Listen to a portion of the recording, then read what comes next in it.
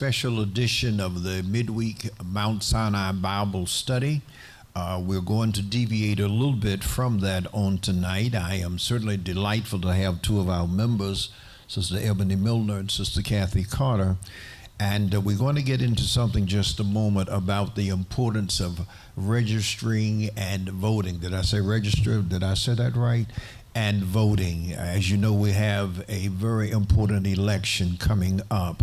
But let me make one announcement. Well, let me start with a short prayer since we normally do that in our Bible study. Merciful God, our Father, it is in the precious and wonderful name of Jesus that we thank you always for the multitude of blessings that you give us. We thank you, Lord, for how gracious you are. We come now to share another part of what it means to be a disciple of Christ. You said in your word, render unto Caesar that which is Caesar's, the government, and unto God that which is God, the church. Bless us, Lord, to be able to do that and still serve you according to your requirements. In the name of Jesus Christ we pray, amen. We want to start with you putting on your calendar Monday, September the 30th at 6 p.m. here at Mount Sinai.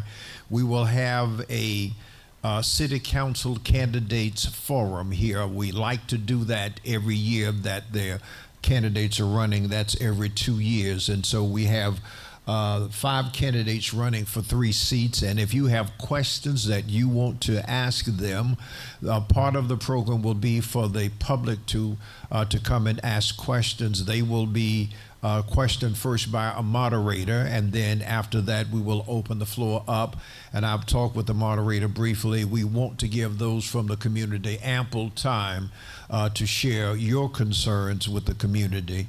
Share your concerns with the council candidates, because after all, they are there to represent all of us. But I want to get into what Sister Millner and Sister Carter have. They made a presentation to our church a couple of Sundays ago that I thought was very comprehensive and very informative. So I'm going to relinquish the mic for a minute and let Sister Carter and Sister Millner take up, and then I'll come back with some more comments later. Okay, one of the first things that we want to know is, are you registered? And if you don't know, what is it that you need to do in order to find out whether or not you are registered for this election? If you have registered to vote in the city of Martinsville, you should have received a voter registration card in the mail previously. If you have not voted in the last 3 years, there's a possibility that you are not on the current voter list. You may need to go to our website at vote.elections.virginia.gov to check your voter registration status.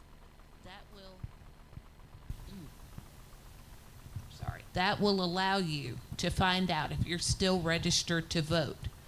If not, you are able to re-register online and make sure that you are in order before October the 15th for the election that is held on November the 5th. If you have never registered before, remember October the 15th is the deadline.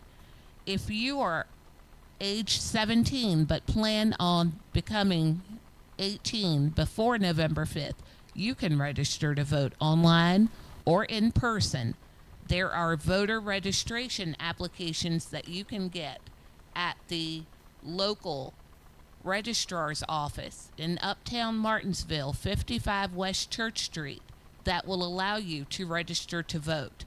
You can turn these in the box that is outside the Martinsville City Municipal Building. There is a box outside where you pay the utility bill where you can drop it off, or you can go into the building and take it to the registrar's office to register to vote. Let me just say, in addition to what Sister Millner and Sister Carter are saying about this, for those of you who are faithful supporters of this ministry, but you do not live in Martinsville, Henry County, please go to the registrar's office in your city or in your county, or go online as has been shared with you, to make sure, because even though there are some dates that are national, but there are other dates that are statewide rather than national. So please check with the registrar's office in the city or the county or the locality where you live to make sure you are registered, as Ebony said, and to make sure if you have never registered before, if you have not, and if you're turning 18 before, you can get registered and vote in this election. Dion, are you hearing all of us well with the mics? Okay, go ahead. Okay, for our church members here at Mount Sinai, we will have paperwork for you here on Sunday if you want to pick up some of this information that will be helpful. Once you are registered, what are the ID requirements needed when you go in to register, to vote? When you're going to vote, you can either bring the voter registration card that you've been given. Ebony, let me get you another mic.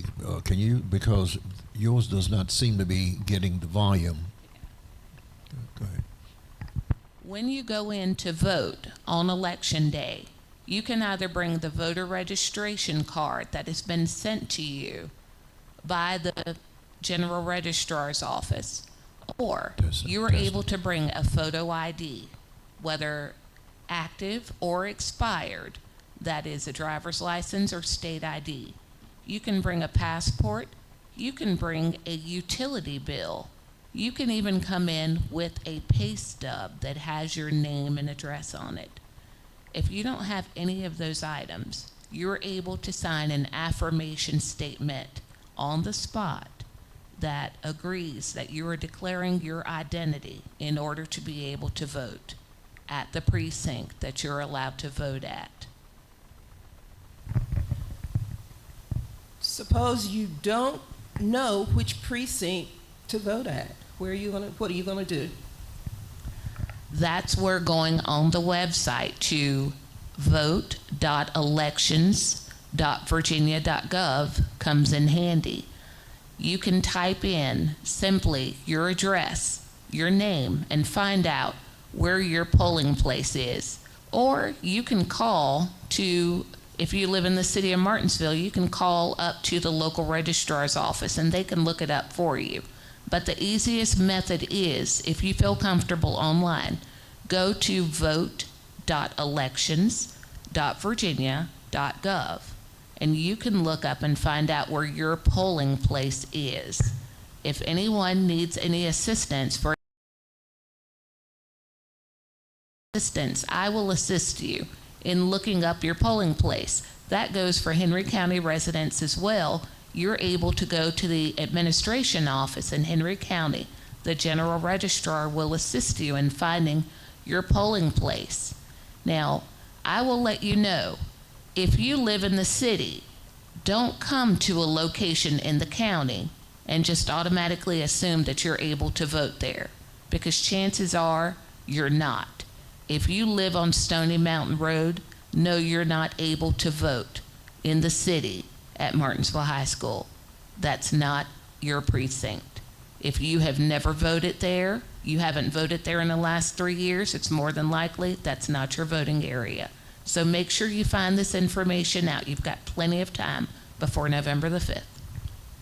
Sister Cathy, before you ask another question, Ebony, because you work at a polling, you say polling booth or polling station, why do you think so many people seem to get the voting precinct wrong where they're supposed to vote? Why is it you have, for example, some people in the county who come to a city precinct to vote? What do you think causes that? A lot of times people will follow the signs. They will see on election day, a lot of times people are in a hurry. They're trying to get to work. They will see the signs and they're triggered. They're like, oh my goodness, it's election day. Let me stop here and cast my ballot. But then they don't come to the realization until it's too late. I can't vote here. I'm supposed to vote at the VFW where I live. But, you know, they're running out of time. The precincts open at 6 o'clock on election day and they close at 7 p.m. You have 13 hours to be able to vote on election day. Most employers allow you the opportunity to vote. Most employers do. If you know that you work a job that's not going to allow you to get off, you need to vote early, absentee voting, to make sure that your ballot counts. But you just don't show up where you see the signs. Make sure you know your polling places. That's just a mandatory thing to do. You can't show up anywhere and cast a ballot. Okay, so now you've registered and you have the necessary documents, but let's say you're going to be out of town on November 5th, or something that you had not planned on comes up. Tell us about early voting. When does it start and how long does it last? Early voting begins this week. It actually begins on Friday, September the 20th, and it extends through Saturday, November the 2nd. That goes for the city and for the county. For the city of Martinsville, you're able to go into the municipal building to the general registrar's office and vote in person from 8:30 a.m. until 5 o'clock p.m. That is Monday through Friday. There will be 2 Saturday sessions. From October the 26th, you'll be able to vote from 9 a.m. until 5 p.m. And also on Saturday, November the 6th, from 9 a.m. until 5 p.m. Both of those Saturday sessions will also have curbside voting available as well. Many people aren't able to get out of their vehicle or just prefer to vote from their vehicle. So that is something that's available. And also this year, Monday through Friday, if you call and let them know in the registrar's office that you're coming and you'd prefer to do curbside voting Monday through Friday, there will be a representative able to come outside and accommodate you during this time. Let me just add, for those who are listening, Virginia is unique from any other of the other 49 states. We are the only state in the union where our cities are not a part of our counties. That's not the case in any other state. I learned that a few years ago. We are a commonwealth, and don't ask me the difference between a commonwealth and a state, but Kentucky, Pennsylvania, and Massachusetts are also commonwealths, but their cities are a part of the counties. For example, we are just north of North Carolina. Greensboro is a part of Guilford County, and Winston-Salem is a part of Forsyth County.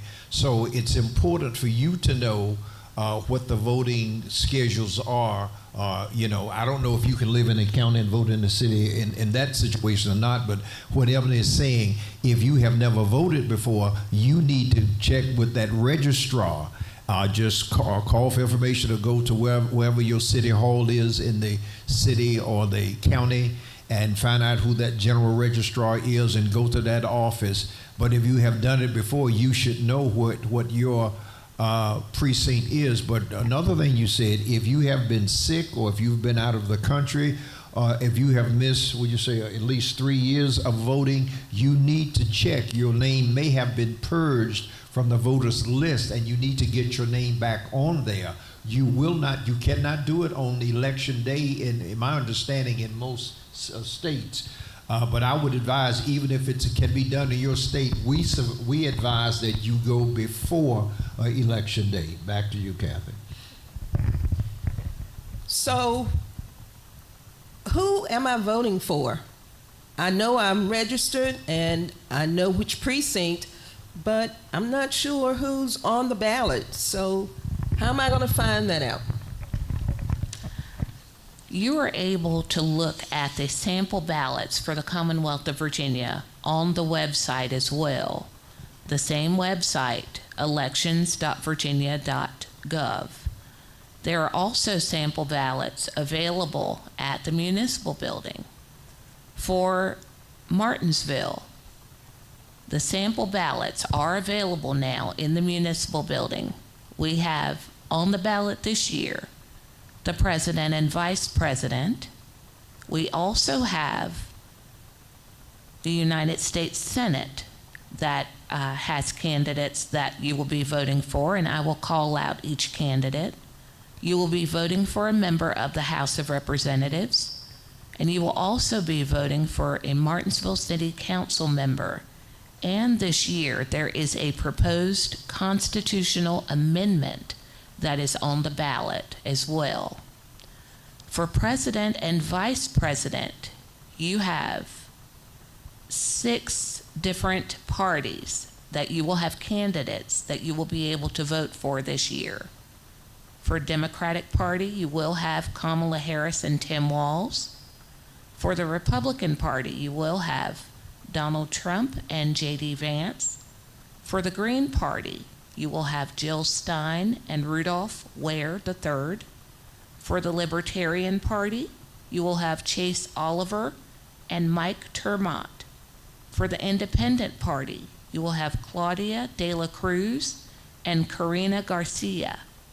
And for the Independent Party, you will have Cornel West and Melina Abdullah. You will also be able to write in your own nominations. Now, how many of these can you vote for?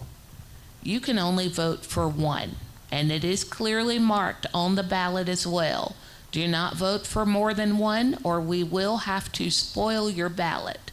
When we have to spoil that ballot, yes, you're able to get another ballot, but we'd prefer you follow the rules. Read everything on the ballot. Only vote for one presidential candidate. There are items here on the ballot where you're able to vote for more than one, but in the presidential election section, you're only allowed to vote for one candidate. Well, now let me ask you a question. When you say spoil the ballot, what does that mean? That means that we're not able to use that ballot because you have made a mistake on that ballot by voting for more than one, and the machine is not able to accept more than one vote on that ballot. So you will be given a new ballot, and that ballot will not count. That ballot will have to be destroyed. Well, now, if it goes through and somebody has tried to vote for more than one presidential candidate, does the machine let you know right then that that has happened? Yes, it does. Okay. See, I didn't know that. Okay. So that's why they're able to then vote again. Yes. Okay. All right. Now, there is also the United States Senate candidates that will be running this year. That is Tim Kaine and Hung Cao. Tim Kaine will be running as a Democrat, and Hung Cao will be running as a Republican. For the 9th District House of Representatives, you will have Karen Baker running as a Democrat and H. Morgan Griffith running as a Republican. For Martinsville City Council, you will be voting for no more than 3 candidates. You can vote for one, you can vote for 2, but no more than 3 candidates. Those are John Wilson III, Julian May, Rayshawn Gravely, Cathy Lawson, and Lenita Hurlem. And, yes, sir, go ahead. The one thing I noticed is that for each category, there's a place for you to do a write-in if you're not satisfied with any of the candidates on the sheet. That is correct. And in every election, there's always write-ins. Some people write their own name in. It's just a matter of who you feel would be the best candidate. If you feel like you're qualified, feel free to put your name in the hat to run for public office. There's always an open election time where you're able to go ahead and nominate yourself. You can gather enough signatures and go ahead and get your name on the ballot. That is something you can do whenever there's a seat open. Feel free to take part in the electoral process. That's a right as a citizen. Can you share something about this proposed constitutional amendment? Certainly. This proposed constitutional amendment is something that is new on the ballot this year, and it goes as follows. Should the Constitution of Virginia be amended so that the tax exemption that is currently available to the surviving spouses of soldiers killed in action is also available to the surviving spouses of soldiers who died in the line of duty?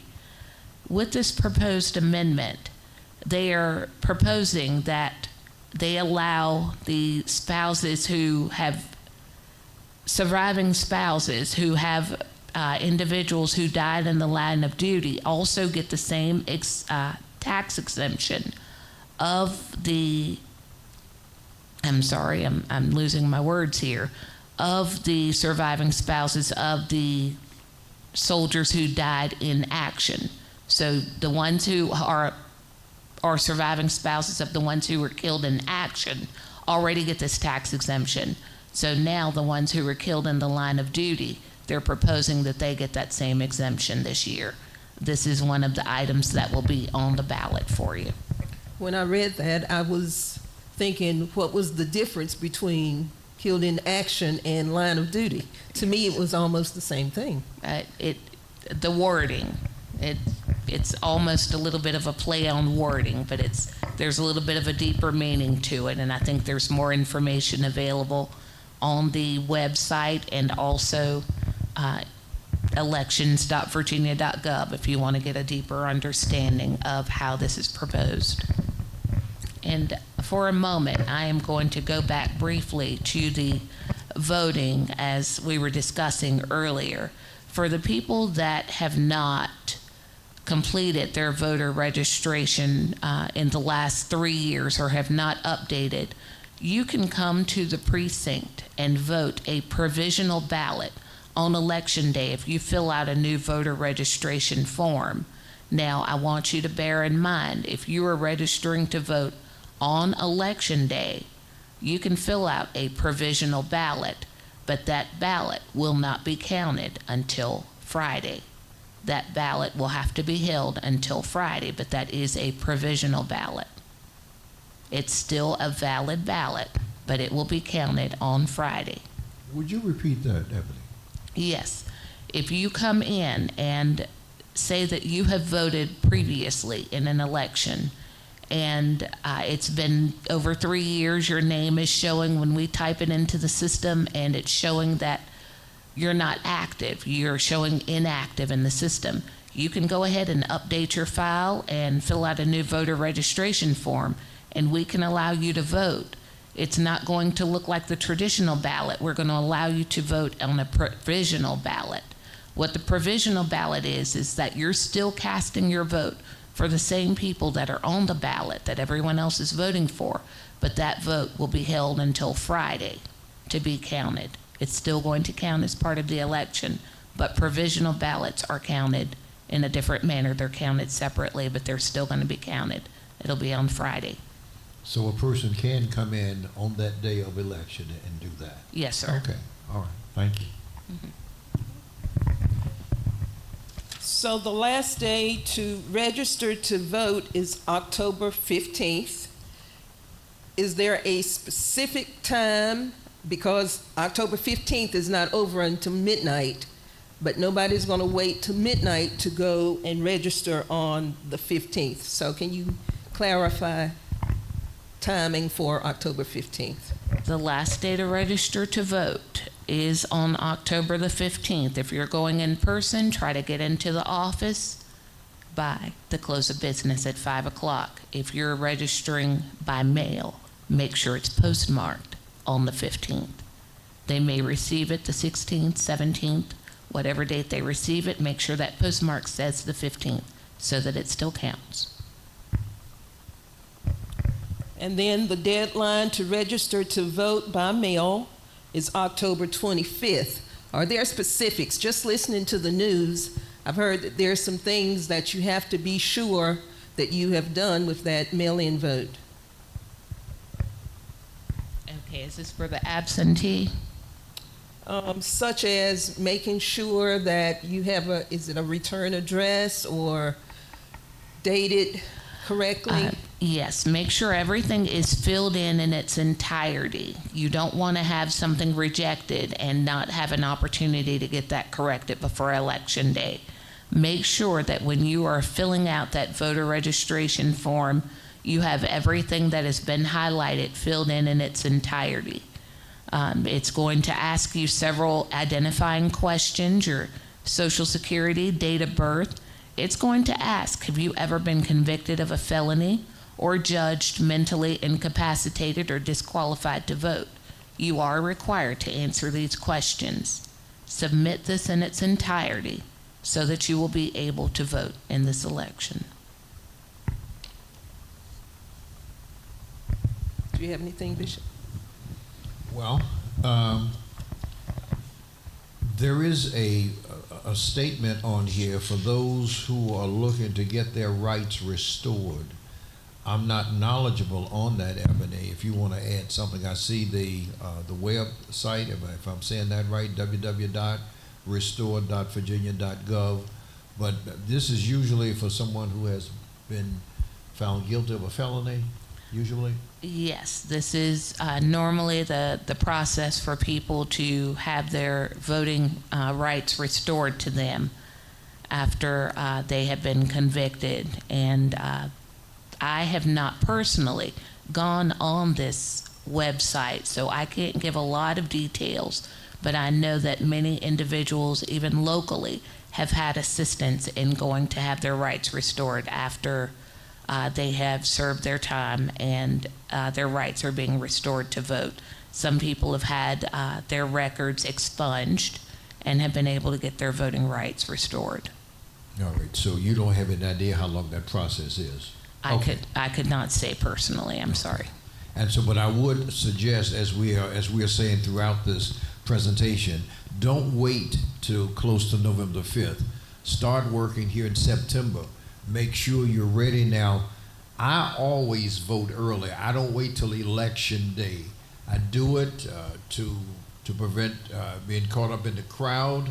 I do it in case I have an emergency. I've just gotten in the habit of doing that, and so I go to the registrar's office and I vote early. And I would encourage those who see that as an option to do it. And what Ebony was saying, that there are some employers who let you get off. If your employer is not one of those persons, then this may be an option for you to consider, especially on Saturday.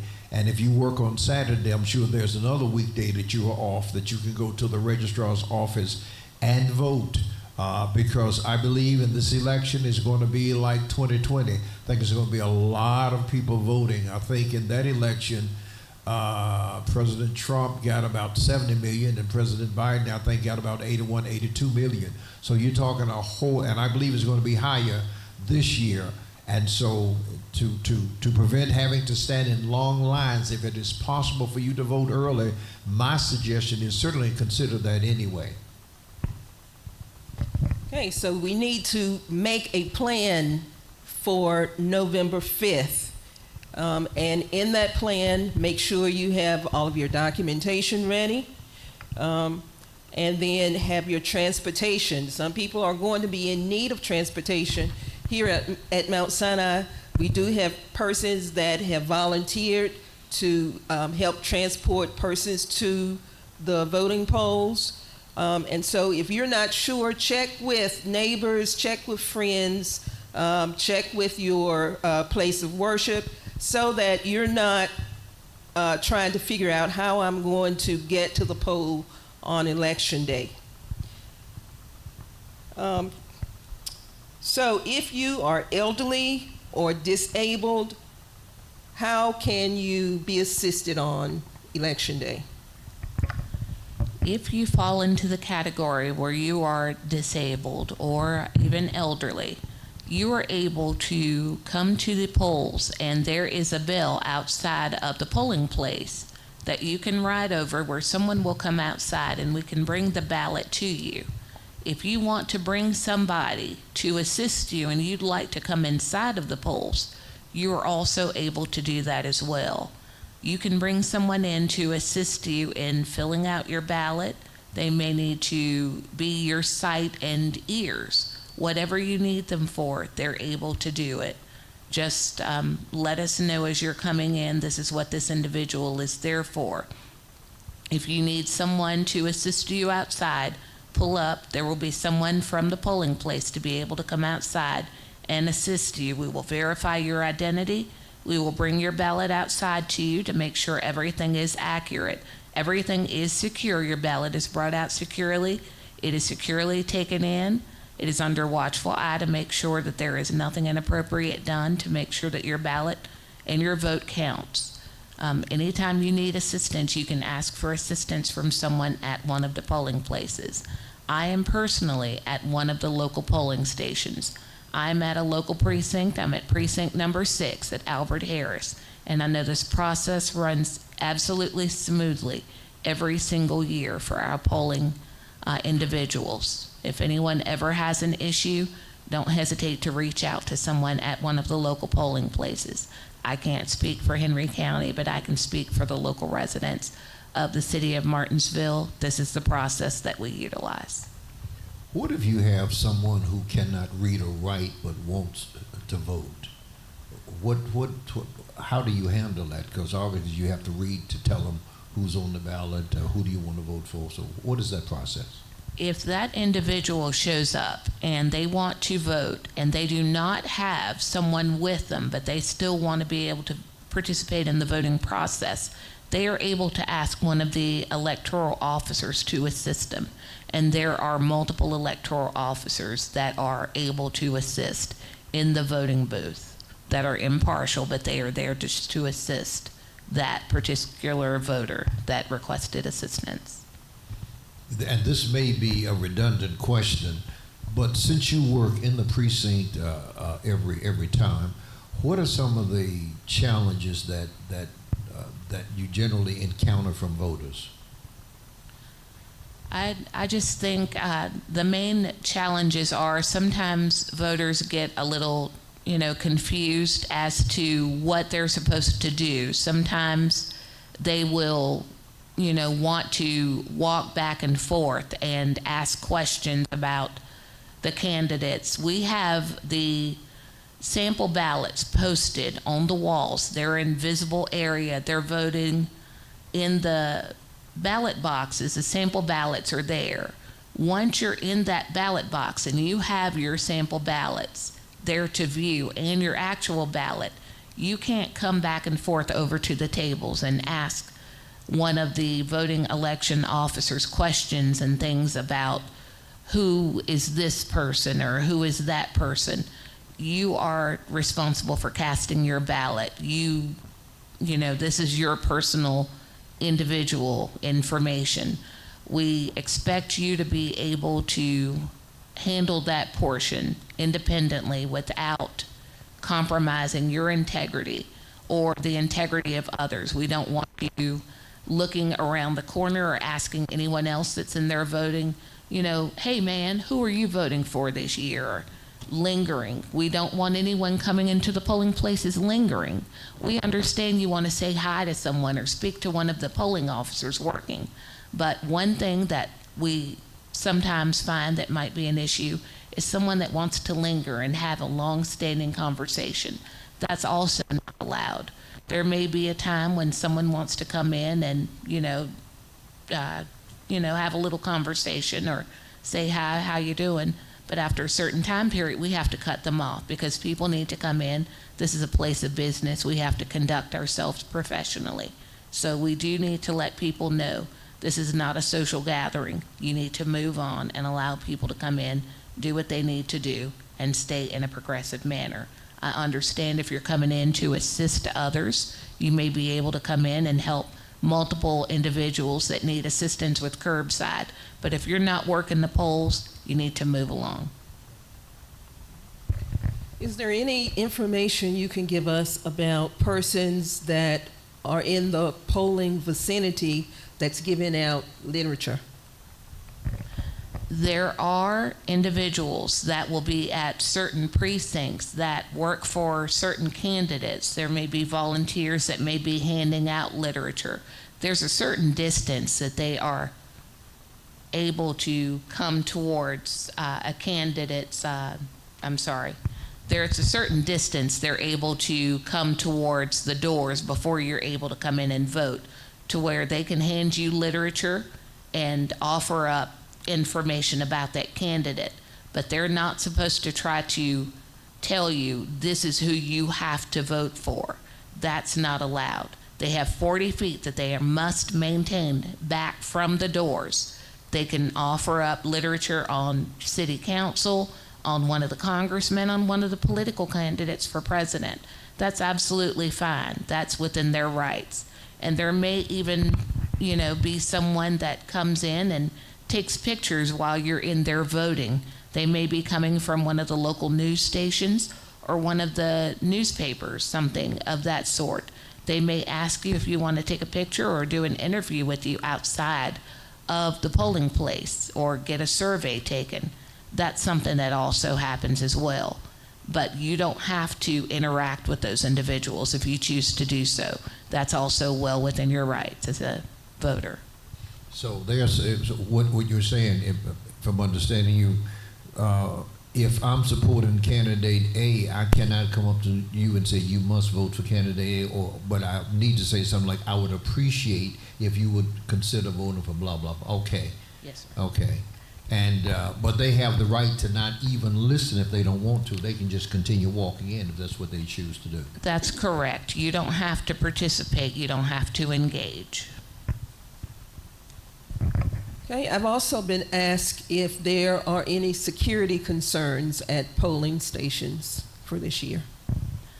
The Martinsville City Police Department has always done a wonderful job of ensuring the safety of our citizens as they come to vote at the precincts. And I've been assured that this year will be no different than any other year. They will make sure that citizen concerns are being heard. And as they usually do, they patrol the precincts as people are coming in. I know there's been a lot of concern about, heightened security needed because of maybe some perceived threats that have been spoken of regarding this particular election. Locally, we have a wonderful police department that ensures that we are safe. We have been safe. We haven't had anyone to cause any harm in any of our local precincts or bring about any, sort of violence towards us. And I don't see that this year is going to be any different. I think that was my last question. Well, I certainly want to thank Sister Millner and Sister Carter for sharing with our viewing audience. I like to call you our viewing congregation, and we hope this information is certainly helpful to you. And also those of you who are local, but this will also be on Facebook for those who are out of the Martinsville area. Monday, September the 30th at 6 p.m. here at Mount Sinai, there will be a City Council Candidates Forum right here in the sanctuary where the candidates will be sitting up here. There will be a moderator to ask them a certain number of questions, and then those who are in attendance will be given the opportunity to ask questions as well. You may have questions about the presidential elections, but those candidates are not obligated to really go into that. And so we will ask that you certainly frame your questions regarding your concerns about Martinsville. Because that will be the Martinsville City Council Candidates Forum. And we would ask as many of you as choose to come to participate. The last one we had 2 years ago, you supported it in a wonderful, wonderful way. And we were so thankful about those from all parts of the city who came. One of the issues then was reversion. And one of my concerns is, at that time, there were Martinsville only has 5 people on the city council. 3 of them had to vote in favor of reversion. If you're not familiar with that, that's when a city loses population and becomes, and so the governing body in Martinsville, the city council, wants to consider reverting to a town to become a part of Henry County. Again, that's something that's unique to Virginia. South Boston, Virginia, reverted to a town, is now part of Halifax County. Bedford City reverted to a town and now is part of Bedford County. Pulaski reverted to a town and as part of Allegheny County. That does not happen in any other state. The cities, towns are already a part of the county. And so that's something that's unique to Virginia. So one of the questions I would want to know is if there becomes a majority of people on city council who are interested in bringing this topic back up, how would that be handled? The other thing that was unique about Martinsville, in the case of South Boston and Halifax County, Bedford City, Bedford County, Pulaski City and Allegheny County, the school systems had already merged. That was not the case here in Martinsville and Henry County. We still had separate school systems as we have now. And so there are issues I would be interested about in terms of now and also in the future. What is the budget? How are we standing? Are we going to have to raise taxes? And so there are things that you're interested in. We really want you to come out and ask questions. One of the reasons I enjoy having these is I will always hear somebody ask at least one or two questions that I never even thought about. Wow, that's interesting. And so when you have a group together and you have everybody has the opportunity to ask questions, and the moderators already asked me that let us give the public more time than he's going to have in order to ask our candidates, because we want to hear from the public, and the people who are running for council need to hear what your concerns are. But this needs to be done on the local level, this needs to be done on the state level, and it certainly needs to be done on the national level. So thank you so much for tuning in tonight. And if you have family or friends who were not able to hear it live tonight, just let them know. Go to this page and they can pull it back up. That's the wonderful thing about Facebook. Can you do that on YouTube too? Go back to it and pull it back up. All right. See, my generation, we don't. I was listening when you said go to this. What is it? I'm trying to say. The website or something like that. A lot of people in my generation, they'll call, but we ain't gonna go to the websites. But just make contact with the registrar's office. Again, Cathy and Ebony, thank you so much. And so just call your registrar's office and follow up on what you've heard tonight. God bless you. Have a wonderful rest of the evening. And be sure to mark your calendar for Monday, September the 30th, 6 p.m., Mount Sinai Apostle Church, 7 Peter Street, Martinsville, Virginia, for the City Council Candidates Forum. God bless you. Have a wonderful evening.